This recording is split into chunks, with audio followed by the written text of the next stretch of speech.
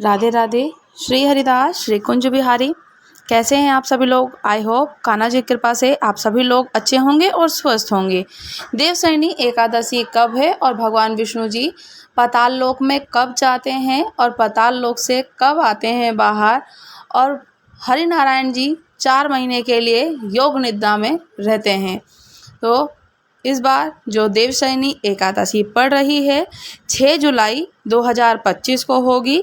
इसे आषाढ़ की शुक्ल पक्ष की एकादशी के नाम से भी जाना जाता है और ये चातुर्य मास की शुरुआत की प्रतीक भी होता है। चातुर्य मास इसलिए कहा जाता है कि श्री हरि नारायण 4 महीने के लिए योग निद्रा में निवास करते हैं पाताल लोक में, और 4 महीने तक की अवधि जब भगवान विष्णु सो रहे होते हैं तो देवशयनी एकादशी, जिसे आषाढ़ी एकादशी के नाम से भी जानते हैं और एक महत्वपूर्ण है, जो कि ये हिंदुओं का त्यौहार है। एकादशी हर भक्तजन, हर सनातन, हर वैष्णव करते हैं और ये वो दिन है कि जब भगवान विष्णु अपनी 4 महीने के लिए लंबी नींद की शुरू करते हैं और जिसे योग निद्रा के नाम से भी जानते हैं, और इस अवधि को चातुर्य मास भी कहा जाता है।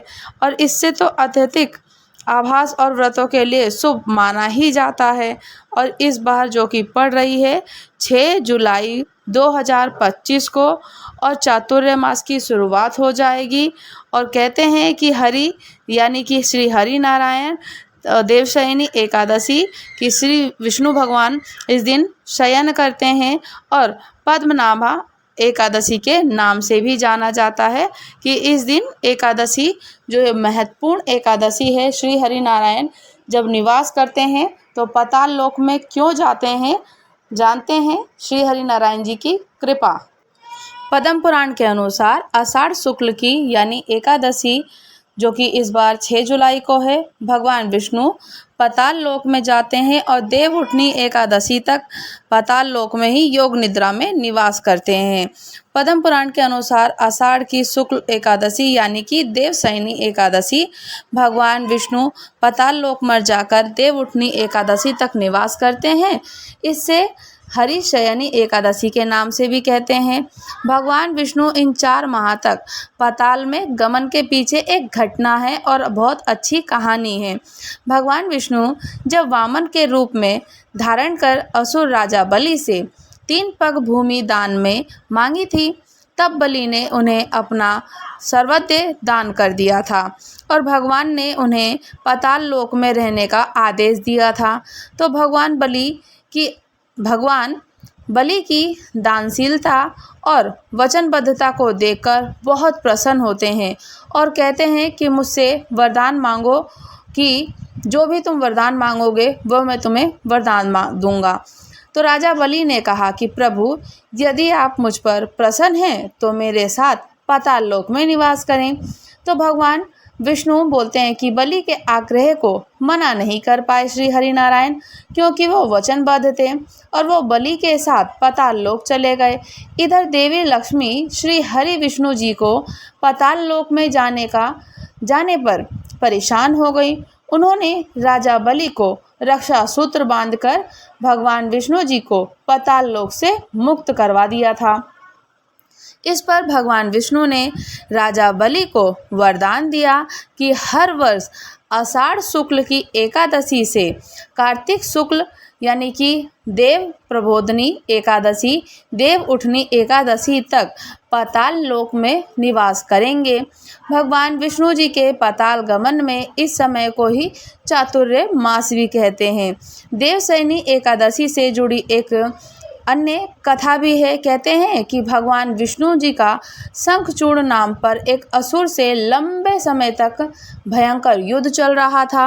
अंत में भगवान विजयी हुए, लेकिन इस युद्ध में वे काफ़ी थक गए थे। देवताओं ने आषाढ़ शुक्ल एकादशी के दिन भगवान विष्णु जी की पूजा कर उनसे निवेदन किया कि आप कुछ विश्राम करें और सृष्टि संचालन का भार भगवान श्री हरि शंकर जी को सौंप दीजिए।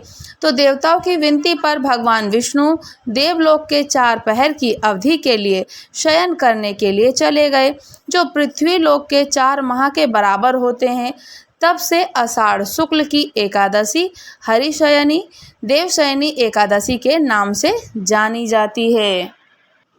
चतुर्मास के 4 महीनों में हमारे सनातन धर्म में अपनी ही एक आस्था और बहुत सुंदर व्यवस्था होती है, जो कि चारों तरफ बारिश होती है, मानसून हरा हो जाता है और भगवान श्री हरि जी के जब अपना कार्यभार श्री शंकर जी को सौंप देते हैं तो सावन का महीना आ जाता है और सावन में श्री विष्णु भगवान जी के साथ साथ ठाकुर जी के साथ साथ हमारे महादेव पिताजी की पूजा अर्चना बहुत चरम सीमा पर पहुंच जाती है और की जाती है।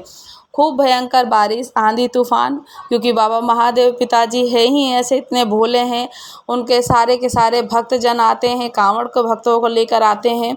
शिवरात्रि आती है तो अनेक प्रकार के सारे जीव जंतु बाहर आ जाते हैं बाबा महादेव पिताजी से मिलने के लिए। और प्राचीन काल में यति साधु संतों का आवागमन केवल पैदल ही होता था, तो संभवतः उन्होंने प्राकृतिक विपदाओं से बचने और उनकी रक्षा करने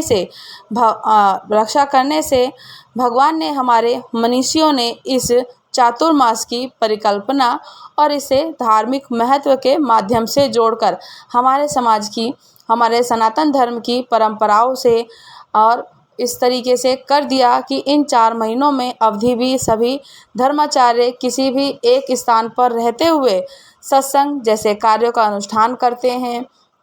इन विशेष दिनों में सिर्फ ब्रज की यात्रा का विधान बताया गया है।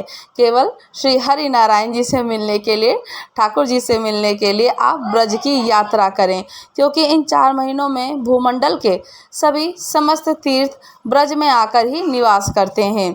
इसलिए प्राय सभी धर्मगुरु ब्रज भूमि में रहकर ही अपना चातुर्मास पूरा करते हैं और कृष्ण जी की लीला का आनंद लेते हैं। इसके अलावा हमारे शास्त्रों में ऐसा भी कहा गया है कि आषाढ़ के मास की जो एकादशी भगवान विष्णु जी अपने निवास स्थान को छोड़कर क्षीर सागर में जाकर पाताल लोक में निवास करते हैं और फिर ब्रज भूमि में रहकर सारे अपने जितने भी तीर्थ स्थल के जो धर्म गुरु हैं, जो ठाकुर जी हैं, जो लीलाएं करते हैं वहाँ पे, जैसे कि फूल बंगले की सेवा होती है, हरियाली तीज होती है, हिंडोला उत्सव होता है, अनेक प्रकार की सेवाएं होती हैं, तो ठाकुर जी वहीं दर्शन देते हैं। केवल ब्रज भूमि में ही जाकर आप वहाँ उनकी लीलाओं का दर्शन कर सकते हैं। और इसी के साथ साथ जब ठाकुर जी देवशयनी एकादशी का क्षीर सागर में शयन करते हैं तो पाताल लोक में राजा बलि के द्वारा निवास करते हैं। और कार्तिक शुक्ल यानी कि एकादशी जो आती है देवउठनी एकादशी, तो वापस लौटते हैं, जिस कारण से देवशयनी एकादशी कहा जाता है और देवउठनी एकादशी कहा जाता है। इन 4 महीनों में शयन काल से लेकर देव उठान तक, यानी कि भगवान 4 महीने तक निवास स्थान करते हैं और शयन करते हैं। और साधु संत शास्त्रों में भी कहते हैं, सनातन कहते हैं कि हे जगन्नाथ, आपके शयन करने से ये जगत सुप्त हो जाता है और आपके जाग जाने से ही संपूर्ण चराचर जगत प्रभुत भी हो जाता है। तो इस अनुसार जो चातुर्मास की अवधि है, कहा जाता है कि इसमें कोई मांगलिक कार्य नहीं किए जाते हैं। मांगलिक कार्यों को निवेश जो कि मना कर दिया जाता है। ठाकुर जी ही नहीं होंगे तो हमें आशीर्वाद कौन देता है? तो ठाकुर जी की ही कृपा है जो कि सृष्टि के करता है, धरता है। और वो शयन व्यवस्था में जब होते हैं, शयन की अवस्था में, तो हमें आशीर्वाद भला कौन देगा? इसलिए इस प्राचीन और धार्मिक परंपरा के अनुसार 4 महीनों में जैसे कि विवाह, गृह प्रवेश, नामकरण, यज्ञोपवीत आदि सभी प्रकार के मांगलिक कार्यों के लिए मनाही की जाती है। और जब देवउठान एकादशी आती है तो देवउठान एकादशी पर भगवान विष्णु जी अपना शयन समाप्त कर क्षीर सागर से लौटने के बाद सभी शुभ कार्य, मांगलिक कार्य, विवाह आदि हर मांगलिक कार्यों का अनुष्ठान हो सकता है। और इसी चातुर्मास में जो कि हरियाली तीज, रक्षाबंधन, जन्माष्टमी और इसी प्रकार से काफ़ी फूल बंगले की सेवा, चंदन की सेवा, अनेक कार्य किए जाते हैं श्री हरि को, साथ साथ श्री बाके बिहारी लाल जो की और लड्डू गोपाल जी की अनेक प्रकार से, अनेक रूप से सेवाएं की जाती हैं। तो जो कि अब की बार जो 6 जुलाई को देवशयनी एकादशी पड़ रही है, तो भक्तजन 6 जुलाई को एकादशी का व्रत करेंगे और 7 जुलाई को व्रत का पारण किया जाएगा।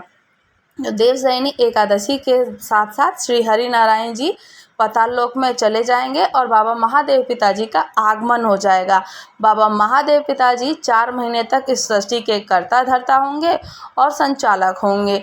तो बाबा महादेव पिताजी की खूब सारी ढेरों शुभकामनाएं और उनके स्वागत की तैयारियां करें। खूब सुंदर सुंदर से उनके लिए अच्छे अच्छे सावन आते हैं, तो सावन में हरियाली तीज होती है, पूजा की जाती है, हर अच्छे शुभ कार्य हो जाते हैं, जैसे कि हरे हरे पत्ते या हरे हरे फूल, जितने भी हरी चूड़ियाँ बाबा के चरणों में चढ़ाया जाता है, उनसे भगवान जी से अपने हर बात कह कर के उनसे मनोकामना मांगी जाती है। माँ पार्वती जगत जननी जी से कहा जाए तो हमें कहते हैं कि जब ठाकुर जी के साथ उनकी विनती आराधना करते हैं, तो बाबा महादेव पिताजी सृष्टि के जो कर्ता धर्ता होते हैं 4 महीने तक, वो इतनी महादेव पिताजी की पूजा की जाती है तो वो हमारे मन की मनोकामना अवश्य पूर्ण करते हैं। तो राधे राधे, श्री हरिदास, श्री कुंज बिहारी। अगर आप लोग चैनल पर नए हैं तो चैनल को लाइक शेयर सब्सक्राइब करना बिल्कुल भी ना भूलें। राधे राधे।